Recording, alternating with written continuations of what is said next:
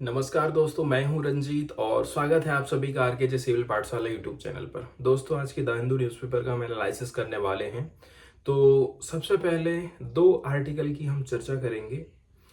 पहला आर्टिकल देखने वाले हैं हम, भारत और नेपाल के संबंध को बताता है।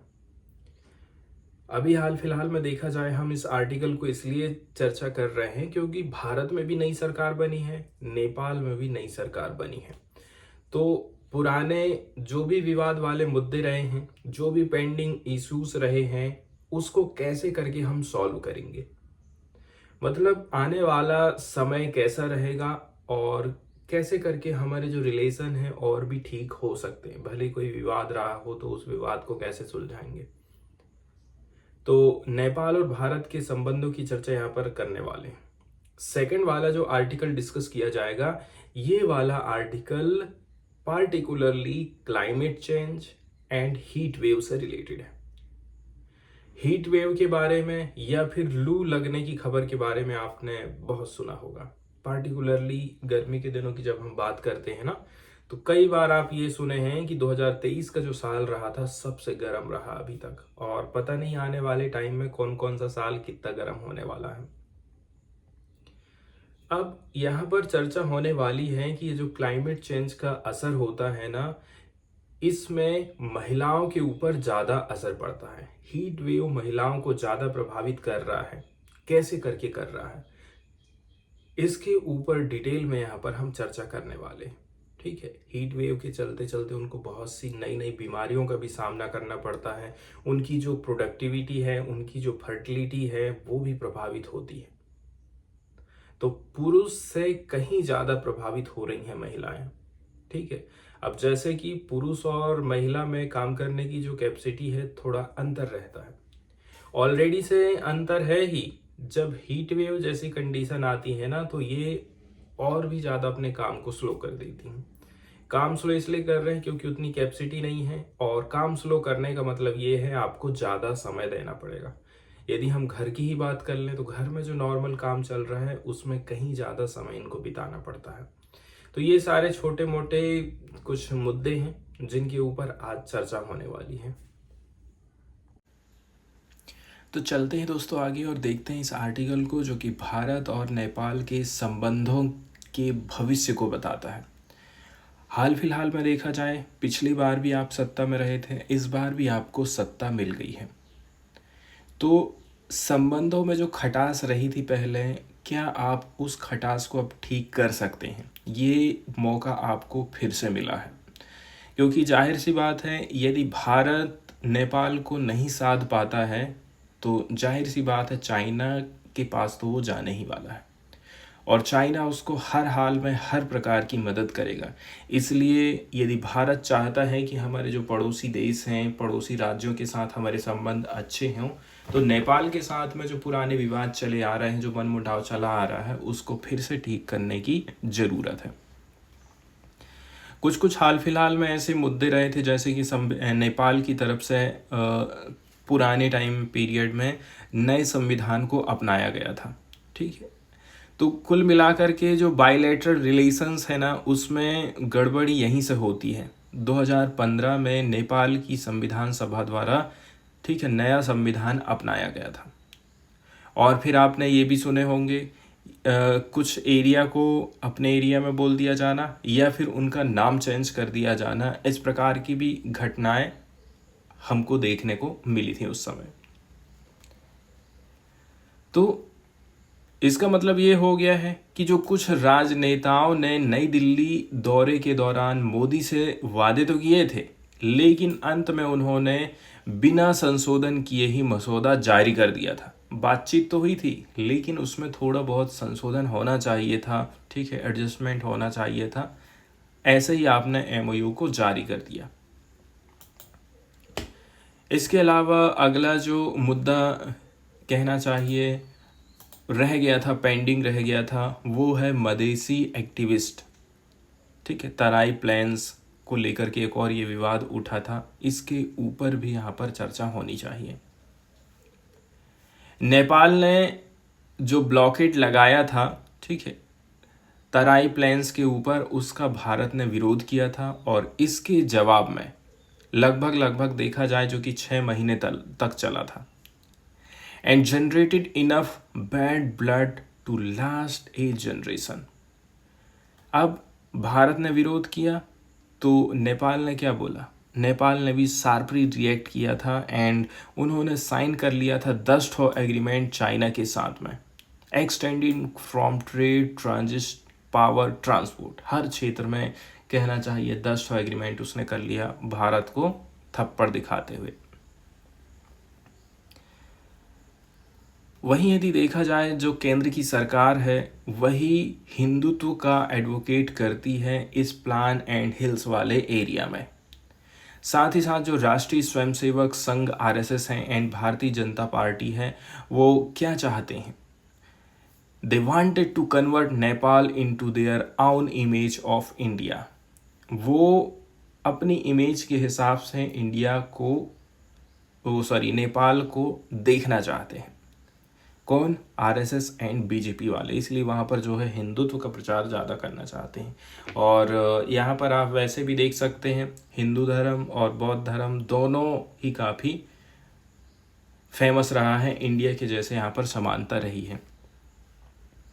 अब हम बात करते हैं कि क्या क्या चीज़ें हमें करने की ज़रूरत है। पहले नंबर की बात यह है, शुरुआत आप करिए पॉलिसी करेक्शन के साथ में। जैसे इंडिया हमेशा से ही जोर देते रहा है कि हमारे जो नेबरहुड हैं वो हमेशा फर्स्ट रहेंगे। नेबरहुड फर्स्ट इनिशिएटिव सरकार लेकर के आई थी। तो mister Modi may want to start with policy correction on Nepal as the nearest and closest neighborhood। इसलिए पॉलिसी करेक्शन की ज़रूरत है क्योंकि नेपाल हमारा करीबी है और एकदम क्लोज वाला दोस्त रहा है। सेकेंड नंबर की बात यह है कि यदि वहाँ पर कोई आंतरिक मुद्दा चल रहा है तो वहाँ पर आपको कोई इंटरफेरेंस करने की ज़रूरत नहीं है, ठीक है। नेपाल खुद अपने आप में संभल जाएगा और जैसे ही नेपाल संभलेगा तो भारत से हाथ मिलाने की कोशिश करेगा। भारत के साथ ट्रेड करने की वो खुद कोशिश करने वाला है। इसलिए जो भारत की पॉलिसी है हैंड्स ऑफ की, जिसको हम नो इंटरफेरेंस की पॉलिसी बोलते हैं, इसको अपनाने की ज़रूरत है। नेपाल को खाली आप ये मत समझिए कि गरीब देश है, ये 7th largest remittance sending country माना जाता है इंडिया में। मतलब यहाँ से कितना रेमिटेंस आ रहा है, विदेशी मुद्रा आ रही है, आप सोचिए 11वें नंबर में आता है। ये कोई छोटा मोटा कंट्री नहीं है। ये प्रोवाइड करता है लाइवलीहुड इन पुअरेस्ट पार्ट, उत्तर प्रदेश, बिहार, उड़ीसा, ये जो लगे हुए राज्य हैं ना, यहाँ के लोग भी नेपाल में काम करने के लिए जाते हैं और अपना पैसा भेजते हैं भारत को। अब हाल फिलहाल में देखा जाए सरकार यहाँ की बदल चुकी है। सरकार यदि बदली है तो कहना चाहिए अब रिलेशन कैसे रहने वाला है इसके ऊपर यहाँ पर हम चर्चा करेंगे। तो अभी ये जो पिक्चर देख रहे हैं आप, ठीक है, ये पुष्प कमल दहल की पिक्चर है। नेपाल की जो पॉलिटिकल लीडरशिप है इसमें हमको काफ़ी चेंजेस देखने को मिले हैं। In the just ended prime ministerial run of Pushpadahal Kamal, the Maoist champion who early on had disclosed his wish to be comfortable for New Delhi। पुष्प कमल प्रचंड दहल की यदि हम बात कर लें तो इनका कहना था कि हम इंडिया के साथ में अपने जो रिलेशनशिप है ना उसको कंफर्टेबल बनाएंगे। वो जब यहाँ पर आए थे तो कुछ चीज़ों के ऊपर जो है सॉल्यूशन कोई निकल करके नहीं आया था। जैसे कि जो पेंडिंग बायलैटरल मैटर हैं उनके ऊपर चर्चा नहीं हो पाई। एयर रूट, नेपाल के जो इंटरनेशनल एयरपोर्ट हैं कहाँ पर, भैरवाहा एंड पोखरा, यहाँ से एयर रूट चालू करने की बात कहना चाहिए चल रही थी लेकिन वो कंप्लीट नहीं हो पाई। साथ ही साथ जो टेरिटोरियल डिस्प्यूट चल रहा था लिम्पियाधुरा एंड काला पानी को लेकर के, तो इसके ऊपर भी कोई चर्चा नहीं हो पाई, कोई मुद्दा कहना चाहिए कोई सॉल्यूशन नहीं निकल के आया था।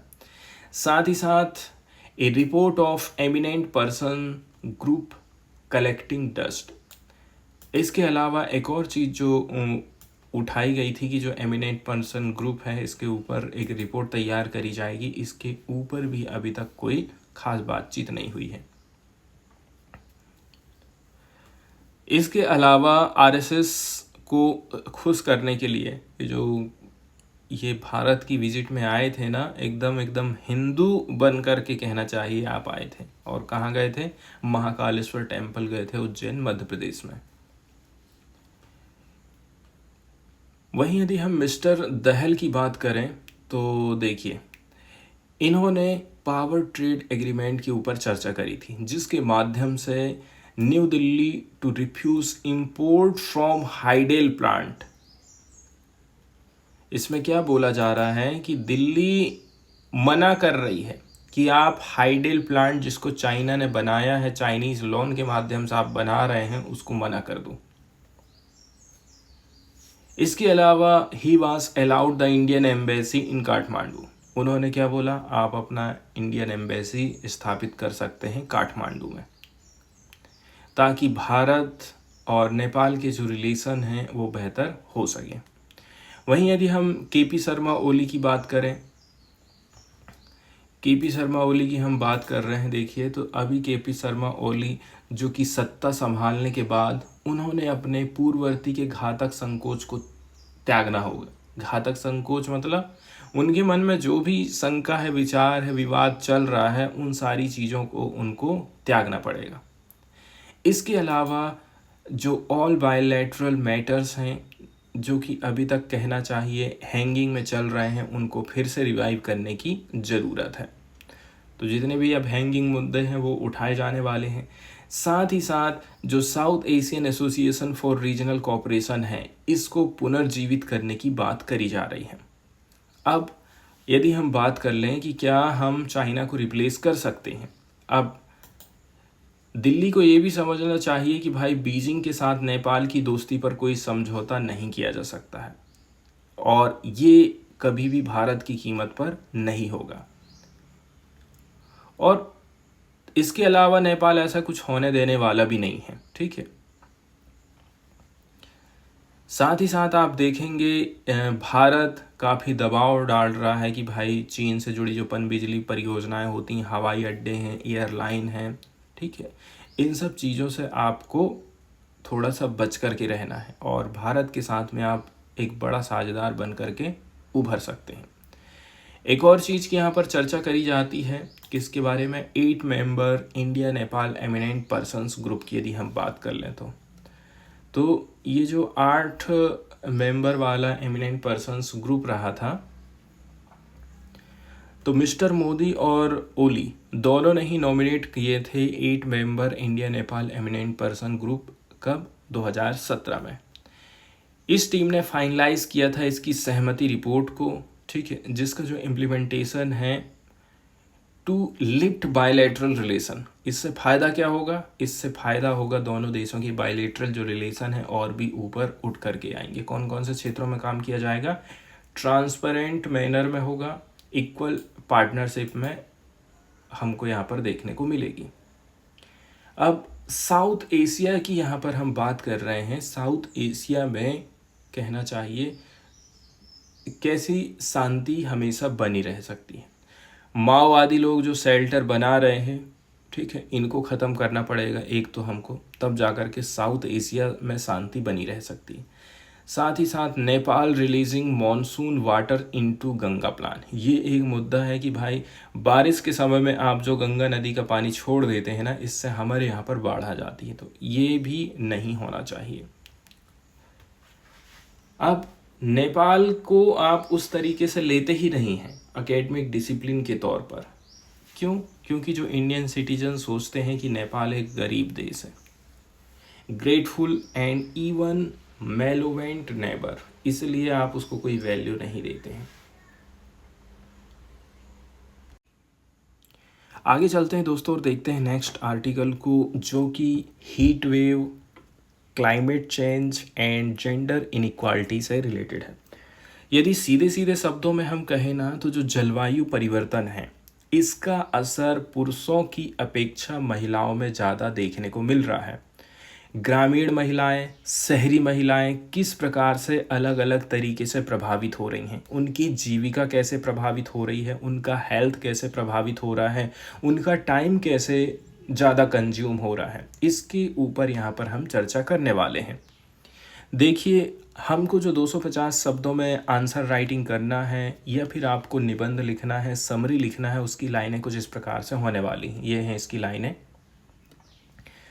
Women are disproportionately harmed by extreme heat largely because of unequal power dynamic, gender norm and unequal access to resources. महिलाओं के ऊपर ही एक्सट्रीम हीट का ज़्यादा असर क्यों पड़ रहा है? क्योंकि हमारे यहाँ का जो पावर डायनामिक्स है, सत्ता किसके हाथ में रहती है? पुरुषों के हाथ में रहती है। जेंडर नॉर्म्स के चलते चलते साथ ही साथ इनके पास में रिसोर्सेज बहुत कम रहते हैं, जिसके चलते चलते कहना चाहिए महिलाएं ज़्यादा प्रभावित होती हैं हीट वेव से, लू की चपेट में आने से।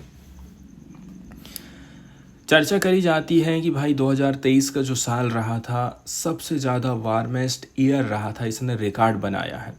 साथ ही साथ भारत के बहुत सारे एरिया में जो टेम्परेचर है वो तेज़ी के साथ में बढ़ते गया था। मई एंड जून के महीने में, पार्टिकुलरली 2024 की हम बात कर रहे हैं, रिकॉर्ड ब्रेकिंग टेम्परेचर बढ़ा है। महिलाएं देखा जाए ना तो यहाँ पर बुरी तरीके से प्रभावित हो रही हैं। क्यों प्रभावित हो रही हैं? क्या बात है? क्योंकि जो पावर है वो असमान है। ठीक है, इसका मतलब ये है भाई कि हमारे यहाँ जो सत्ता है मुख्य रूप से कौन भोगते हैं? पुरुष भोगते हैं। साथ ही साथ जेंडर नॉर्म्स के चलते चलते, साथ ही साथ रुपए पैसे के जो रिसोर्सेस है, संसाधन हैं, इनके पास नहीं है। ये चीज़ हमको ग्लोबल जेंडर गैप इंडेक्स में देखने को मिला था, जहाँ पर भारत को रैंकिंग दी जाती है 18वें नंबर की। ठीक है, मतलब नीचे से 18 आपका नंबर है, ऊपर से आप नहीं है, टॉप में नहीं है, आप नीचे में हैं। भारत में ऐसा नहीं है कि जेंडर की, महिलाओं की एकदम कमी है। भारत में 1 in 6, पूरी दुनिया की हर 6 में से एक महिला भारत में रहती है। And extreme heat is now their reality, और एक्सट्रीम हीट उनकी एक रियलिटी बन गया है। डेथें तो होती हैं लेकिन हमको दिखाई नहीं देता है। दिक्कत वाली बात ये हो गई है कि जो एक्सट्रीम हीट का इम्पैक्ट है वो पुरुषों में कम है, महिलाओं में ज़्यादा है। हाल फिलहाल में एक रिसेंट रिपोर्ट आई थी एडीबी की तरफ से, ठीक है, जिसका शीर्षक रखा गया था राइजिंग अबव हीट। इसमें हाईलाइट किया गया है कि कैसे करके अनइक्वल इम्पैक्ट पड़ रहा है एक्सट्रीम हीट का महिलाओं के ऊपर एशिया एंड पैसिफिक एरिया में। एग्जाम्पल के तौर पर यदि हम बात करें, ऐसी महिलाएं जो कि झुग्गी झोपड़ियों में रह रही हैं, ठीक है, इसमें मार्जिन्स एंड स्लम्स वाले एरिया हैं, ये बहुत सारे चैलेंजेस को फेस करते हैं टेम्परेचर बढ़ने के चलते चलते। तो आप खुद देख लीजिए कि जो लोग, कहना चाहिए गरीब लोग हैं, शहर में झुग्गी झोपड़ी बना करके रह रहे हैं, टीन के साइड में रह रहे हैं, वो लोग क्या क्या चीज़ नहीं फेस करते होंगे। हीट का असर यहाँ पर बहुत ज़्यादा होता है। इनका जो घर रहता है, झोपड़ी रहती है, वो हीट का चैम्बर बन जाता है, क्योंकि इन्होंने जो झोपड़ी बनाई है इसके लिए इनफॉर्मल प्रकार के चीज़ों का इस्तेमाल किया, जैसे कि एस्बेस्टॉस, टिन है, प्लास्टिक है, ट्रैप। ये क्या काम करते हैं? हीट को बिल्कुल एब्जॉर्ब कर लेते हैं, एकदम गर्म कर देते हैं घर को। साथ ही साथ यहाँ पर जो किचन है वहाँ पर आपको धुआं तक बाहर निकलने की व्यवस्था नहीं देखने को मिलेगी, जिसको हम बोलते हैं पुअरली वेंटिलेटेड किचन। तो ये सारी चीज़ें ये लोग फेस करते हैं, एडीबी की रिपोर्ट ये बोलती है।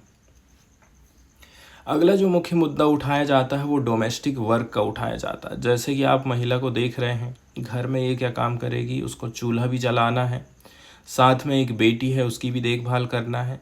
घर में यदि सयाने हैं, सास ससुर हैं, सयाने हो गए हैं, तो उनकी भी सेवा इसको ही करना पड़ेगा।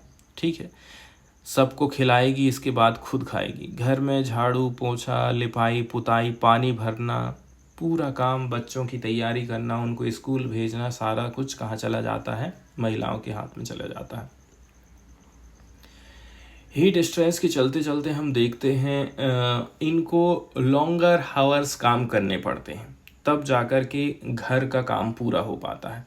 अब गर्मी इतनी पड़ रही है, अच्छे से काम ही नहीं हो पा रहा, सोच रहे हैं कि ठंडे में काम करेंगे, दोपहर में आराम कर लेते हैं।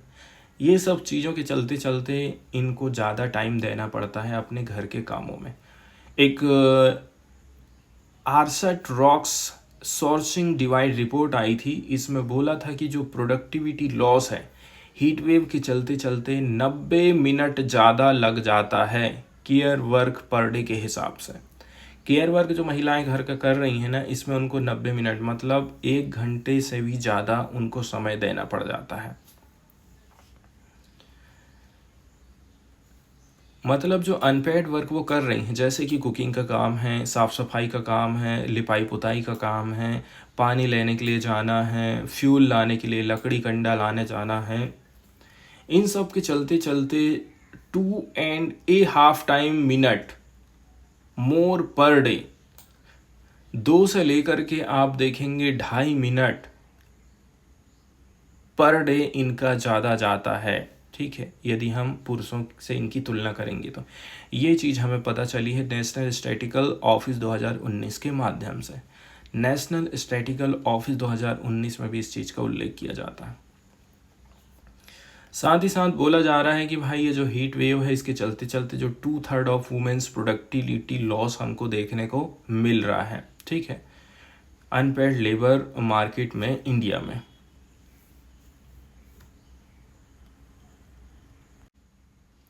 अभी तक तो हमने ग्रामीण क्षेत्र की बात किए थे, अब हम बात करते हैं शहरी क्षेत्र में जो महिलाएं हैं, पार्टिकुलरली गरीब तबके के जो लोग हैं, कैसे करके बुरी तरह से ये लोग प्रभावित होते हैं।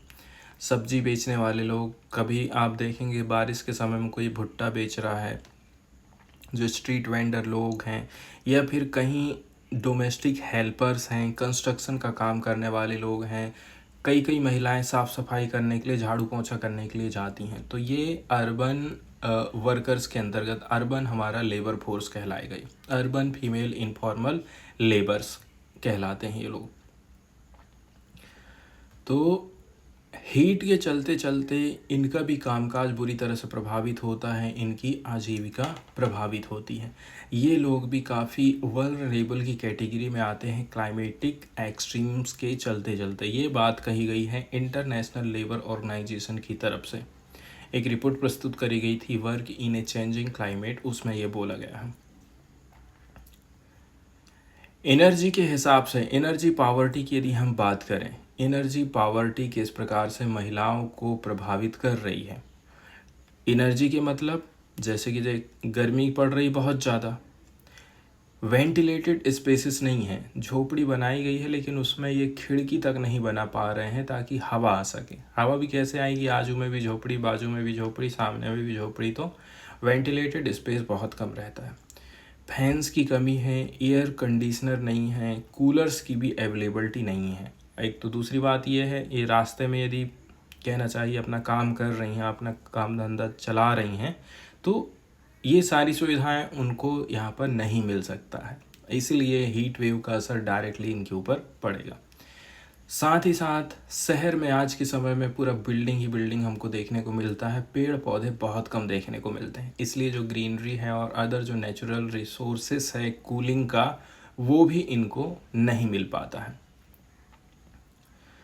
साथ ही साथ जो रूरल एरियाज़ है, वो भी कुछ खास कहना चाहिए कमी हमको दिखाई नहीं देता है, क्योंकि रूरल एरियाज़ में भी बुरी तरह से महिलाएं प्रभावित होती हैं। जैसे कि अपनी शुरुआत ये करते हैं मॉर्निंग की कुकिंग के साथ में, कुकिंग के साथ में तो नहीं करते हैं। यदि गांव की परिदृश्य की यदि हम बात करें ना, तो सबसे पहले महिलाएं उठेंगी, अपना फ्रेश होना है, इसके बाद पूरे घर में झाड़ू लगाना है, पोछा लगाना है। यदि फर्श वाला है, टाइल्स वाला घर है तो पोछा भी लगाते हैं, नहीं तो पहले के समय में तो मिट्टी वाला घर रहता था, झाड़ू लगाते थे, बस पोछा नहीं लगाते थे। लिपाई पुताई, जैसे तो हर 2-4 दिन में लिपाई पुताई का काम रहेगा। इसके बाद घर में यदि गाय बैल हैं, बकरी है, तो उनको जो जहाँ पर बांधते हैं वहाँ से निकाल करके बाहर ले जा कर के बांधना है, गोबर फेंकना है, कंडे थोपना है। इसके बाद चाय बनाना, खाना बनाना, ऐसी शुरुआत होती। पहले तो बहुत लंबा रहता था कहना चाहिए कामकाज का प्रोसेस ग्रामीण क्षेत्र में।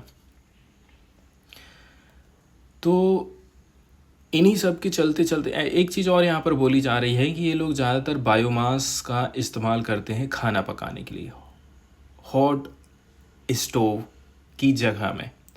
Bearing the brunt of insuring disease burden, इससे और भी ज़्यादा बोला जा रहा है कि जो डिसीज़ का बर्डन है ना वो बढ़ जाता है। 56.8% जो रूरल इंडियंस फैमिलीज़ हैं वो कुक करती हैं किस में, बायोमास में। ये चीज़ हमको कहाँ पर पता चली है, NFHS 5 के माध्यम से पता चली है। और इसी से हमको ये पता चल जाता है कि हेल्थ का हजार्ड कितना ज़्यादा है। अब जो कहना चाहिए टिन शेड वाले एरिया में रहते हैं जहाँ पर एस्बेस्टास या फिर टिन की रूफिंग है, यहाँ पर टेम्परेचर बहुत ज़्यादा हाई रहता है, ठीक है। इसी के चलते चलते जो इनकी लाइफ है काफ़ी अनसेफ हो जाती है। मोबिलिटी एंड क्लोथिंग को लेकर के यदि हम बात करें, ऐसे में अब उसको घर में ही रहना पड़ेगा। एंड इनका जो ड्रेसिंग स्टाइल है ऐसा रहता है कि वो हीट फ्रेंडली आप उसको बोल नहीं सकते। कपड़े भी ऐसे रहेंगे, पूरी साड़ी पहनी है, साड़ी में गर्मी बहुत लग रही है। अब लगती है कि नहीं लगती, लेकिन ऐसा आप सोच सकते हैं। इनका जो ड्रेसिंग स्टाइल है ना वो भी अपना कहना चाहिए चूज़ नहीं कर सकती हैं। वहीं यदि हम आउटडोर्स की बात करें, यदि ये लोग बाहर काम करने के लिए जाते हैं, जैसे मनरेगा की यदि हम बात करते हैं, ठीक है, तो इनको तेज़ तपती धूप में काम करना पड़ सकता है। एंड हीट वेव का एडवर्सली इफ़ेक्ट पड़ता है क्रॉप यील्ड में। क्रॉप यील्ड मतलब खेतों में महिलाओं ने, पुरुषों ने जो फसलें लगाई हैं उनकी जो उत्पादकता है वो कम हो जाती है। कुल मिलाकर के देखा जाए इससे क्या होगा, यदि एक गरीब परिवार की महिला है, उसकी फसल को नुकसान हो रहा है हीट वेव के चलते चलते, तो उसकी जो लाइवलीहुड है ना वो सीधे सीधे प्रभावित होती है और उसको गरीबी में अपना जीवन यापन करना पड़ जाएगा।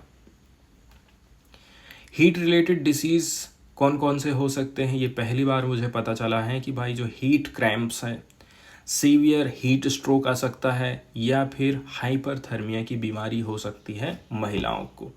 साथ ही साथ कुछ कुछ चीज़ें और बताई जा रही हैं इसमें एक्स्ट्रा में, जैसे कि इनका जो फिजियोलॉजिकल शेप रहता है, आकार रहता है,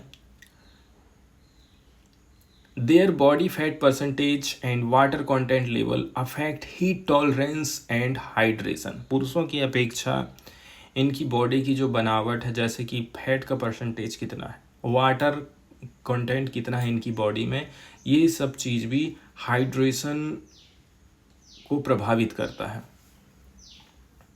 इसके अलावा जो हार्मोनल चेंजेस एसोसिएटेड हैं मेंस्ट्रुअल साइकिल से related, pregnancy affect body temperature regulation. इसके अलावा प्रेगनेंसी में भी इनको काफ़ी कहना चाहिए, इनका जो मेंस्ट्रुएशन साइकिल है, प्रेगनेंसी है, ये सारी चीज़ें प्रभावित होती हैं हीट वेव के चलते चलते। तो कुल मिलाकर के देखा जाए जो महिलाएं रहती हैं हीट रिलेटेड इशू का डबल बर्डन ये फेस करती हैं।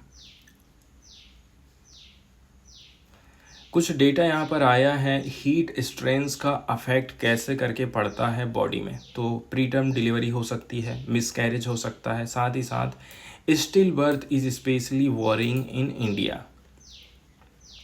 तो मिसकैरेज हो जा रहा है, ठीक है, आप देखेंगे प्री टर्म डिलीवरी हो जा रही है। स्टिल बर्थ का मतलब ये होता है कि बच्चा पेट में ही उसकी डेथ हो जाती है। प्री टर्म बर्थ हम किसको बोलेंगे, समय से पहले डिलीवरी करना पड़ जा रहा है, जैसे कि 9वां महीना कंप्लीट नहीं हुआ है, इसके पहले ही उसकी डिलीवरी करना पड़ जा रहा है। ये सारी चीज़ें किसके चलते चलते हो रही हैं, ये हीट स्ट्रेन के चलते चलते हो रहा है। इसके बाद आगे बात करी जाती है कि कौन कौन से प्रयास हमारी तरफ से किए जा सकते हैं। पहले नंबर की बात यह है, अर्बन प्लानिंग हमारी बेहतर करना पड़ेगा, ठीक है। ये जो स्ट्रीट वेंडर हैं, मनरेगा में धूप में काम करने वाले लोग हैं, या फिर और भी जो अर्बन महिलाएं हैं काम कर रही हैं, इनके हिसाब से हमको अर्बन प्लानिंग करने की ज़रूरत है। ये जो झुग्गी झोपड़ी में रह रहे हैं, इनकी झुग्गी झोपड़ी की जगह सरकार को कुछ व्यवस्था करना पड़ेगा। सस्टेनेबल कूलिंग टेक्नोलॉजी प्रोवाइड किया जा सकता है, ठीक है।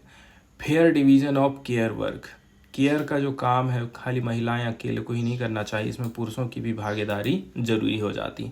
साथ ही साथ public provisioning of essential services should be our immediate concern, public provisioning of essential service, जो आवश्यक मूलभूत सुविधाएं हैं सरकार इनको मुहैया कराए।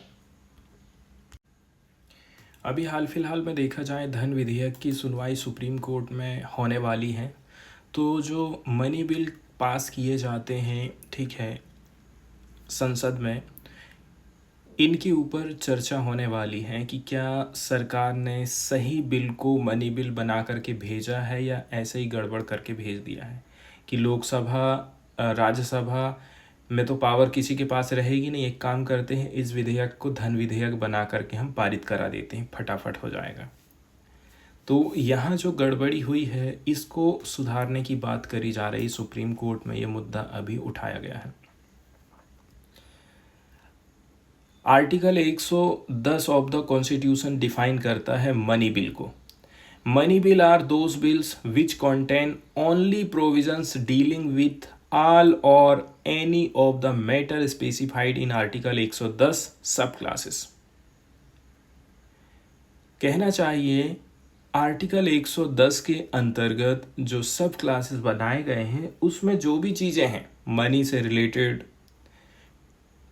यहाँ पर बताया जाता है कि ये सारी चीज़ें मनी बिल में होने वाली हैं। जैसे कि क्या क्या बताया गया है, imposition, abolition, remission, alteration, regulation of any tax.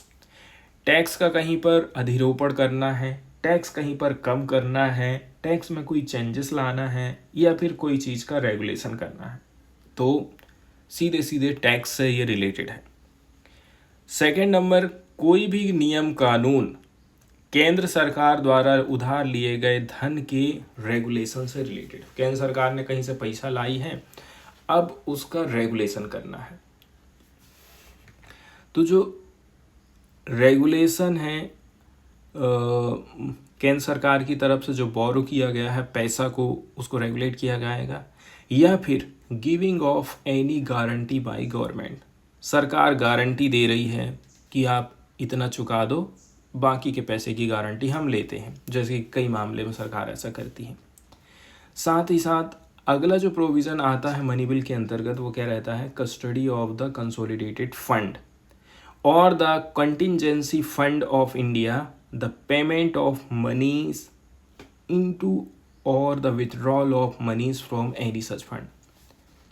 जैसे कि हम बोलते हैं ना, भारत की जो संचित निधि है, आकस्मिकता निधि है, उसकी कस्टडी से रिलेटेड होगा वो, ठीक है, उसकी कस्टडी से रिलेटेड रहेगा, मतलब अभिरक्षा जिसको बोला जाता है। या फिर पैसे वहाँ पर डाल रहे हैं या फिर पैसे को वहाँ से निकाल रहे हैं उस फंड से, तब भी यदि कोई बिल प्रस्तुत किया जाएगा तो वो धन विधेयक के रूप में हो सकता है। इसके अलावा क्या चीज़ हो सकता है, appropriation of moneys out of consolidated fund of India, मतलब भारत सरकार की संचित निधि से धन का विनियोग कोई बिल यदि कर रहा है तो उसको हम मनी बिल बोलेंगे। भारत की संचित निधि पर भारित किसी व्यय की उद्घोषणा या इस प्रकार के किसी व्यय की राशि में वृद्धि करता हो। वो बोल रहा है कि संचित निधि से हम पैसा निकालेंगे, इतना निकालने वाले हैं, या फिर हम जितना निकाल रहे थे ना उसमें इतना हम 100 रुपये बढ़ा दे रहे हैं।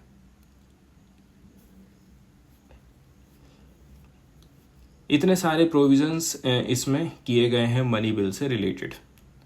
अब देखिए इसमें बोला जा रहा है, a bill which has any provision other than money provision as mentioned in sub clauses is not money bill. ये इनमें से कोई भी चीज़ पूरी नहीं कर रही तो उसको आप मनी बिल नहीं बोल सकते हैं।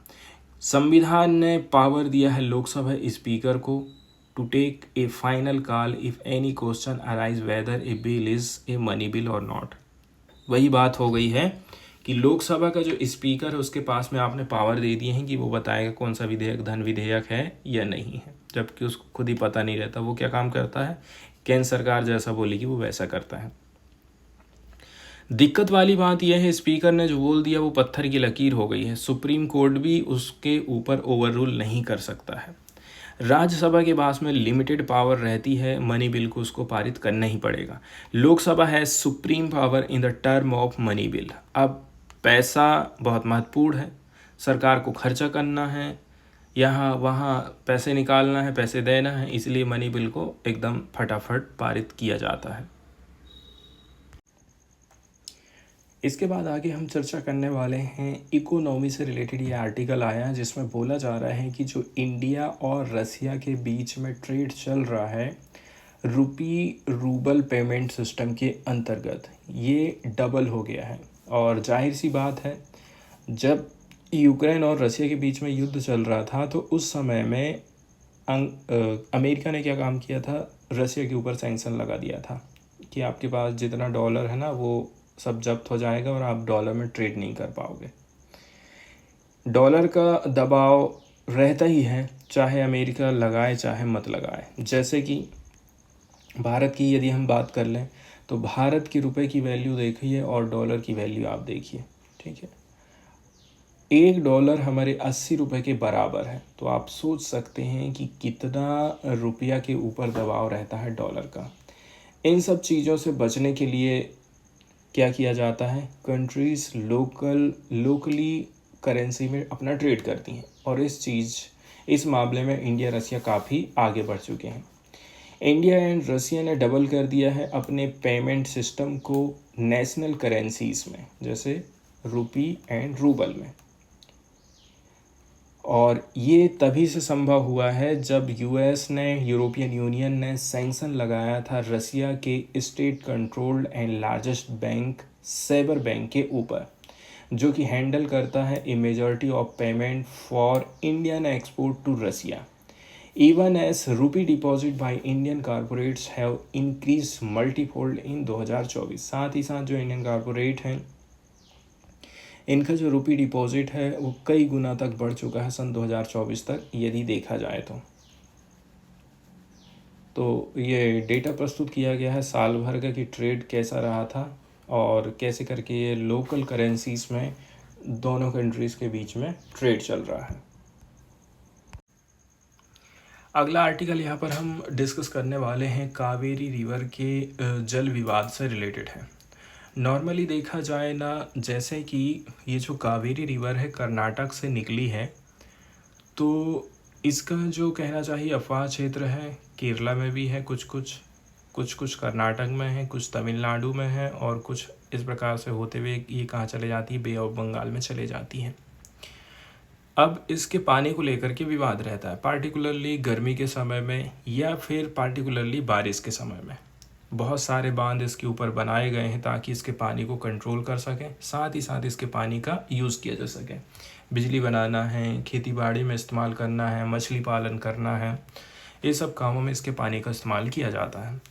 लेकिन ऊपर वाले राज्य हमेशा से फ़ायदा में रहते हैं, जैसे कि दिक्कत भी चाहती है। डैम बनाए हैं, डैम में यदि पानी बढ़ने लग जाए और सामने वाला स्टेट बोल रहा है अभी पानी मत छोड़ो, तो उसी के आसपास के जो एरिया के गांव है ना वो पानी में डूब जाएंगे।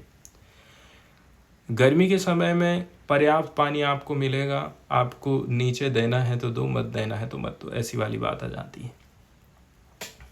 तो इस प्रकार से ये जो स्टेट है इनके बीच में हम देखते हैं ना कि विवाद हमेशा से चले आ रहा है। वहीं यदि हम बात करें कावेरी जल विवाद की तो ठीक है, इसमें कुछ कहना चाहिए नियम कानून बनाए गए हैं या फिर सहमति बनाई गई है कि भाई आप इतना पानी दीजिए हमको। तो कर्नाटक के लिए जैसे कि नॉर्मल वर्षा होती है, जून से मई के महीने तक तमिलनाडु को कितना पानी देना पड़ेगा, 177,000 मिलियन क्यूबिक फीट जल आपको देना पड़ेगा।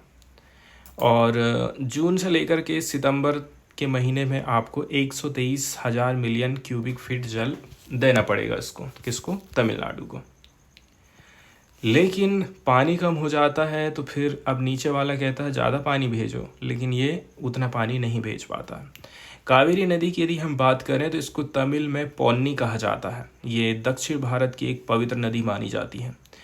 दक्षिण पश्चिमी कर्नाटक राज्य के पश्चिमी घाट की ब्रह्मगिरी पहाड़ी से ये निकली है। कर्नाटक और तमिलनाडु राज्यों से होकर के दक्षिण पूर्व की तरफ बहते हुए बड़े झरने के रूप में पूर्वी घाट से ये उतरेगी और पुदुचेरी के माध्यम से बंगाल की खाड़ी में ये प्रवेश करती है।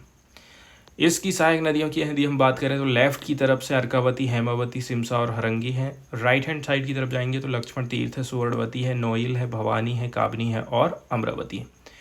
विवाद की यदि हम बात करें, कावेरी नदी कर्नाटक से निकली है, केरल से आने वाली प्रमुख सहायक नदियों के साथ तमिलनाडु से होकर के बहती है, पुदुचेरी के माध्यम से बंगाल की खाड़ी में जा रही है। मतलब 3 राज्य यहाँ पर शामिल है और एक केंद्र शासित प्रदेश है। कहाँ पर है वो? जहाँ ये समुद्र में मिल रही है।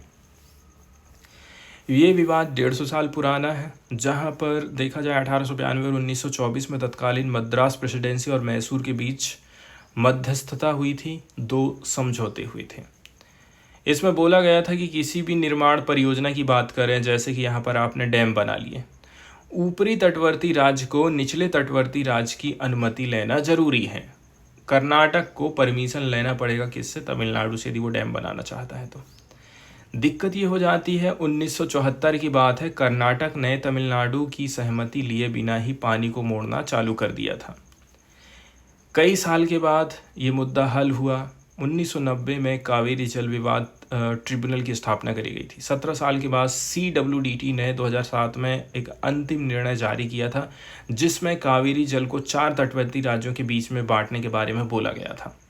फिर 2007 में एक और निर्णय आया इस कहना चाहिए बॉडी का, जिसमें बोला गया था कि जैसे कि नॉर्मल पानी गिरता है, नॉर्मल बारिश होती है, ना कम ना ज़्यादा, 740 TMC पानी अवेलेबल है, तो 4 राज्य में आप कैसे करके बांटेंगे?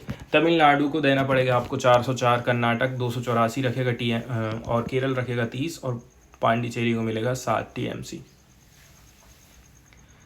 अब विवाद काफ़ी चला। सुप्रीम कोर्ट ने 2018 में बोल दिया कि ये जो कावेरी नदी है ना, अब स्टेट की नहीं, ये राष्ट्रीय संपत्ति हो गई, क्योंकि आप लोग लड़ाई झगड़ा बहुत ज़्यादा कर रहे हो। एंड बोला था कि CWDT ने जो बोला है पानी का वितरण, उसी हिसाब से आपको करना चाहिए। साथ ही साथ ये जो बॉडी बनाई गई थी, ठीक है, बोला था कि आप इस योजना को इम्प्लीमेंट भी करिए। एंड जून 2018 में कावेरी जल प्रबंधन प्राधिकरण और कावेरी जल विनियम समिति का गठन करते हुए कावेरी जल प्रबंधन योजना को नोटिफाई किया गया था।